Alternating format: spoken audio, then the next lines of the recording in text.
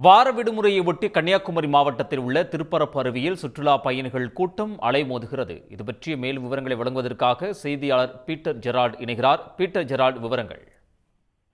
கன்னியாகுமரி மாவட்டம் திருப்பரப்பு அருவியில் கடந்த ஒரு மாதமாக குறைவான அளவில் தண்ணீர் வந்ததை தொடர்ந்து அருவியில் வெறிச்சோடி காணப்பட்டது. இதனால் வெளி மாவட்டங்களிலிருந்து வெளியூர் வந்த சுற்றுலா பயணிகள் ஏமாற்றத்துடன் திரும்பி வந்தனர். இந்த நிலையில் கடந்த வாரம் கோடை வெயிலின் தாக்கம் குறைந்து ஓரிரு நாட்களில் கனமழை என்பது பெய்தது. இதன் காரணமாக திருப்பரப்பு அருவிக்கு தண்ணீர் வரத்து என்பது அதிகரித்தது.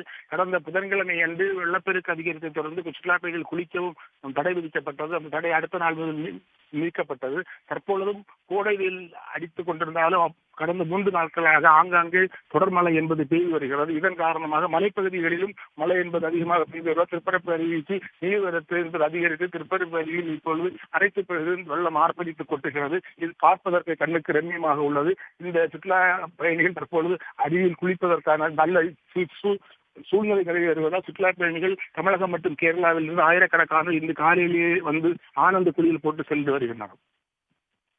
பீட்டர் ஜெரால்ட், தகவல்களுக்கு நன்றி.